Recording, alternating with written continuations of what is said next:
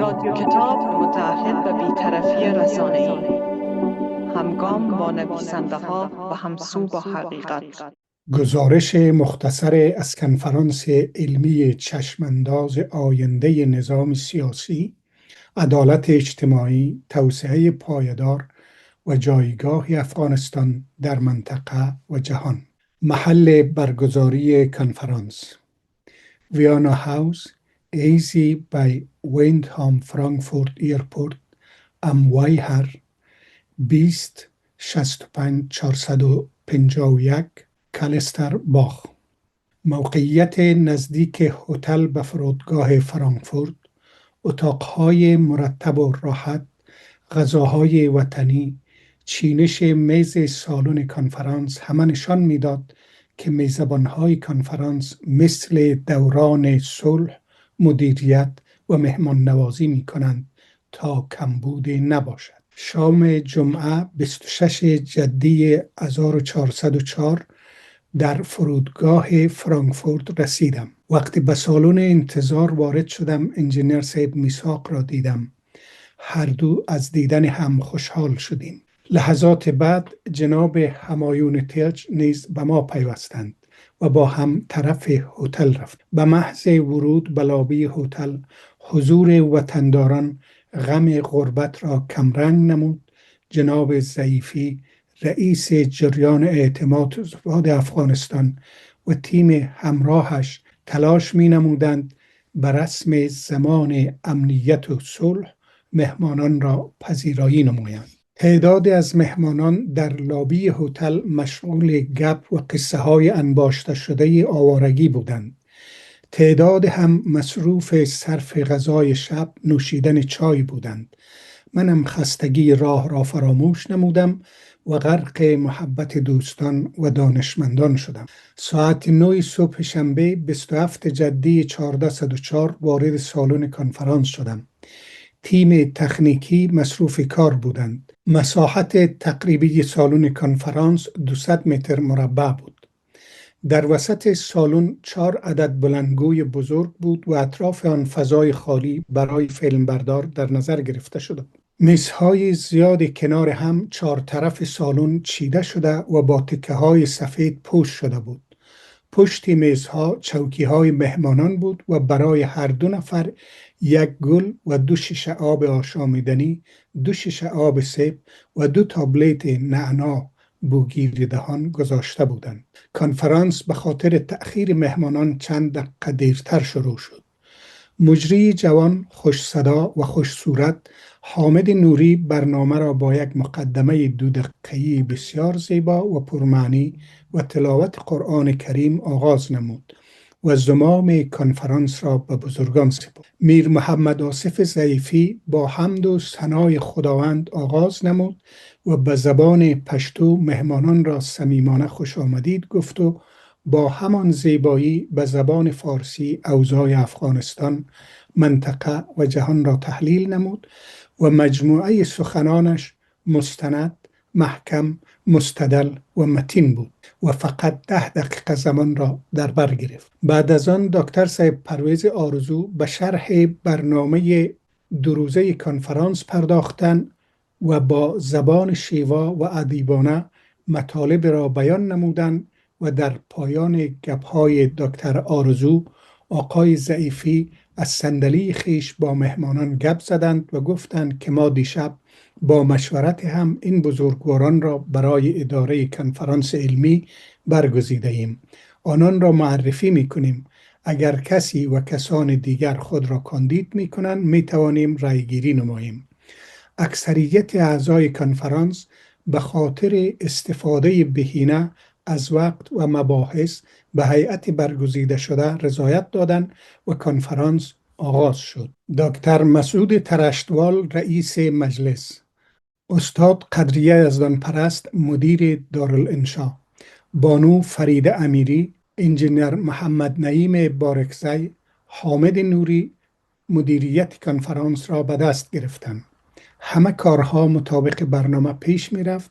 مقاله ها اکثرا تحقیقی بود و تعدادی از مقاله ها بار علمی قابل تمجید داشتند. مژده می دهم که تمام این بیانیه ها از طرف جریان اعتماد و ثبات افغانستان نشر می شود. من فقط نام سخنرانان را همان گونه که در اجندای کنفرانس آمده بازگو می کنم. رادیو کتاب متعهد به بی‌طرفی رسانه‌ای. پنل تخصصی اول از ساعت 10 تا 13 بعد از ظهر، نظام سیاسی و قانون اساسی در افغانستان، گذشته، امروز، آینده. برای هر سخنران حد اکثر 20 دقیقه وقت در نظر گرفته شده است. نقش قانون اساسی در شکل دهی به نظام مشروع و مقبول مردمی. محترم دکتر خالد زکریا و محترم میر عبدالواحد سادات. 2. جمهوریت در افغانستان از ادعا تا واقعیت. محترم دکتر ذاکر حسین ارشاد. 3. حاکمیت قانون و ضمانت‌های لازم اجرایی. محترم دکتر حسین علی یاسا و محترم دکتر امان الله اسمتی. 4. گزینه‌های پاسخگو در شرایط فعلی، تعامل یا تقابل. محترم دکتر عباس بصیر. 5. انتخاب مدل حکمرانی پایدار در افغانستان، ارزیابی علمی و کارآمدی، ثبات سیاسی و عدالت اجتماعی. محترم دکتر مسعود ترشتوال و محترم شاکر حیات. 6. نقش مهاجرین و جوامع دور از وطن در شکل دهی افغانستان آینده. محترم پروفسور دکتر رعنا امیری. 7. ضرورت توجه جدی به مبانی علمی و عملی حکومتداری خوب و کارآمد در روند نظام سازی در افغانستان. محترم دکتر ثریا پیکان. و بعد بحث آزاد حد اکثر 1 ساعت و جمع‌بندی پنل توسط رئیس کنفرانس. پنل تخصصی دوم از ساعت 14:30 تا ساعت 18 بعد از ظهر. اعتماد ملی، عدالت اجتماعی و حقوق شهروندی در افغانستان آینده. عناوین سخنرانی ها: نقش مهاجرین و جوامع دور از وطن در شکل دهی افغانستان آینده. محترم دکتر وحید مجروح. جایگاه جامعه علمی، مدنی و نخبگان اجتماعی در تعریف و تحقق نظام مطلوب آینده. محترم دکتر عبدالغفور لیوال و محترم احمد سعیدی. 3. عدالت اجتماعی و مشارکت همگانی در پیش شرط بنیادین برای مشروعیت و کارآمدی نظام مطلوب آینده در افغانستان. محترم استاد شفیق الله شفیق. 4. حقوق و نقش زنان در فرایند نظام سازی در افغانستان. محترم خانم سانگ صدیقی و محترم استاد قدریه یزدانپرست و محترم استاد برومند که استاد قدریه یزدانپرست به دلیل وظیفه خویش از سخنرانی صرف نظر نمود. 5. ضرورت بازتعریف هویت ملی در افغانستان متکثر، از چندگانگی فرهنگی تا وحدت سیاسی و همبستگی اجتماعی. محترم پروفسور دکتر محمد نظیف شهرانی و محترم همایون تاج. بایسته های نظام آموزشی و نقش جوانان در افغانستان آینده. محترم دکتر محمد اکرم عظیمی. ضرورت پاسداری از هنر رسانه ها و میراث فرهنگی در افغانستان. محترم فقیر احمد میوند. 8. تأمل بر محورهای اساسی استراتژی امنیتی و نظامی مطلوب برای آینده افغانستان. محترم استاد میرزا محمد یارمند.